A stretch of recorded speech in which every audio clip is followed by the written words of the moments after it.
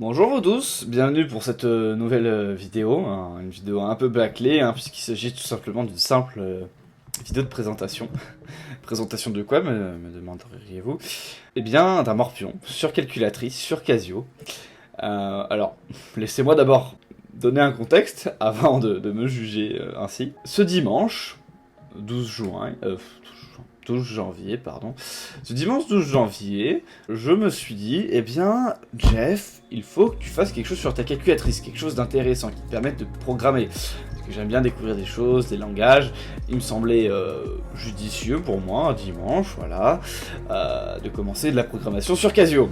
Et je me suis demandé, quel genre de choses je pourrais faire sur calculatrice et qui servent. Alors, je vais vous arrêter tout de suite.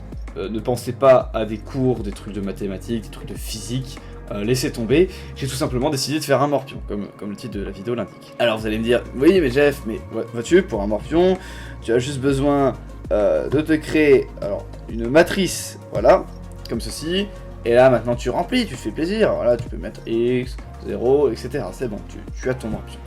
Alors oui, mais si vous avez écouté un peu plus tôt, je vous ai dit comme quoi j'essaie de découvrir des choses, des langages.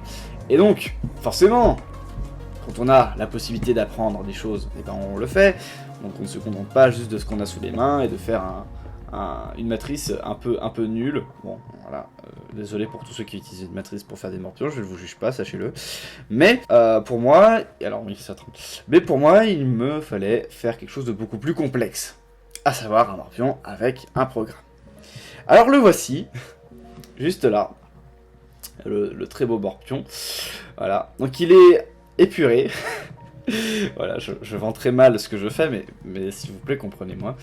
Alors, voici du coup le morpion, le beau et magnifique morpion, qui se présente du coup avec une liste des boutons à gauche et les cases du morpion à droite.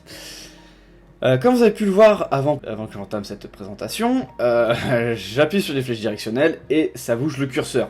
Curseur, alors je sais pas si vous allez bien le voir, voilà, juste là, voilà, vous doutez bien.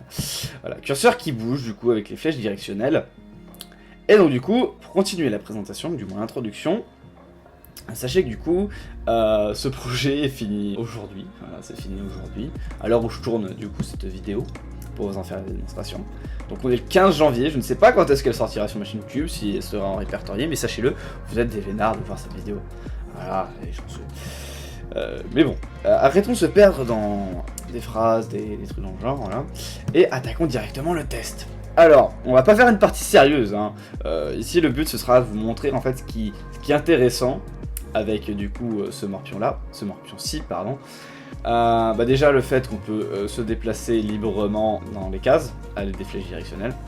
Alors sachez que du coup dans une prochaine version j'utiliserai le pavé numérique hein, avec ces 9 nombres. Mais pour le moment c'est un curseur, alors on va se débrouiller avec. Donc pour poser un point qui est indiqué du coup avec cette ligne ici, où on indique du coup que c'est le joueur 1 qui joue.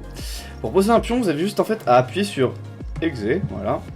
Et vous allez voir du coup ça a changé, c'est passé sur joueur 2, et qu'ici on a le X qui s'est posé. Enfin c'est un X, mais donc du coup, en réalité c'est une croix. En réalité c'est un X, et officieusement c'est une croix. Voilà. Donc ensuite on peut poser notre point, voilà. Ah bah tiens, je suis un peu tête en l'air, et je viens de perdre. Voilà. Donc là on a perdu, et les joueurs décident, et bah tiens, refaisons une partie. Donc là c'est très simple, pour recommencer une partie, il suffit d'effacer l'écran, tout simplement. Donc pour effacer, on appuie sur Exit, et tout se réinitialise. Alors cette fois-ci c'est le joueur 2 qui va commencer à jouer. Donc il peut poser le premier pion. Ensuite vient le joueur 1, etc. etc. On peut même effacer on peut même recommencer une partie quand on le souhaite. Voilà. On a à chaque fois, juste à appuyer du coup sur Exit. Alors, je vais pas rester 10 000 ans sur le morpion, j'ai déjà montré ce qu'il fallait montrer, les flèches directionnelles, le changement déjà d'état des joueurs, enfin, quand on passe du joueur 1 au joueur 2, le curseur, recommencer une partie, ou du moins effacer le morpion, ça c'est déjà bon, tout est bon, tout est présenté. Alors maintenant j'aimerais rentrer dans les détails, du moins les détails du système. et vous expliquer comment j'ai procédé. C'est ce qui pourrait être intéressant si des gens parmi vous seraient curieux, voilà, de savoir comment j'ai réalisé ça. Alors après, sachez que c'est mon premier projet en Casio, voilà, c'est en basique. Alors vous pouvez voir une partie du code.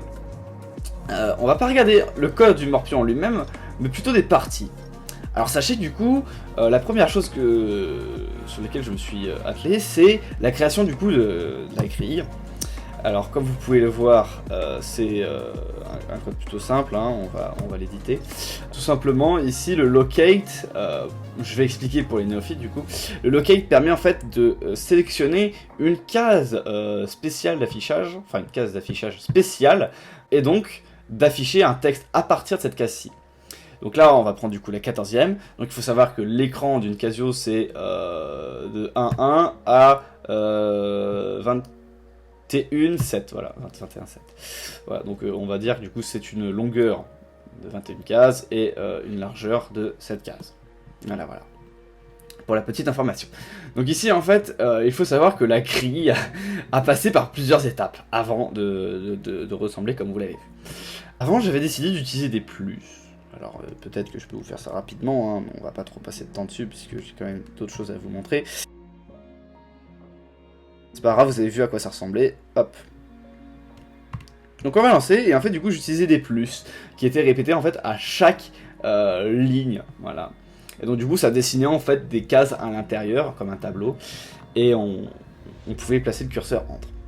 Et donc, du coup, finalement, on arrive au design que vous connaissez, hein, mais bon, je peux pas tous vous les montrer, forcément, parce que déjà d'une, bah, il y en a dont je me souviens même plus, et d'autres qui sont tellement moches que j'en ai honte d'y avoir pensé. Voilà, voilà. Alors après, du coup, vous voyez qu'il y a plusieurs fichiers, par exemple NM, qui est tout simplement en fait mes débuts avec les listes. Hein. Comme vous pouvez voir, je me faisais beaucoup chier au départ pour créer des listes avec des nombres de base dedans, alors qu'il suffit juste d'ouvrir une accolade et de laisser les nombres qu'on souhaite mettre dans la liste séparés d'une virgule.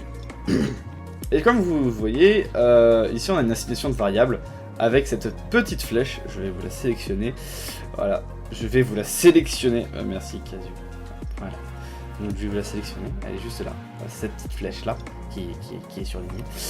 Qui permet du coup de faire l'assignation de variables. Donc ici, bon, pour les listes, on va chercher dans la liste 1 la variable 1. Alors, chose à part, si vous mettez 0, voilà. Ça vous met erreur argument. Voilà, vous pouvez commencer qu'à partir du 1. Donc on vous explique en programmation logiquement que une liste ça commence par un 0, voilà, tout simplement. Et là en fait du coup c'est n'importe quoi. Ah, je vous ai spoilé, voilà. Alors ici c'est le module du coup qui me permet de vous différencier si c'est le joueur 1 qui a joué, et vous pouvez vous douter, à chaque fois que j'assigne une variable, si c'est 2 c'est le joueur 2 qui a joué, si c'est 0 bah personne n'a joué, et si c'est 1 c'est le joueur 1 qui a joué.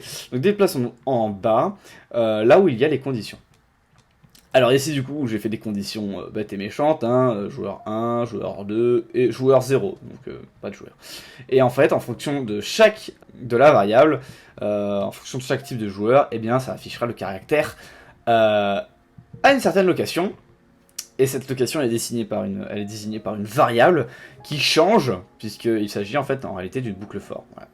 Donc vous voyez que ces conditions sont implémentées dans une boucle for. Voilà. Alors je passe un peu vite là parce que je vois que le temps tourne et il ne m'en reste plus beaucoup. Au pire je séparerai en deux le tournage, c'est pas grave.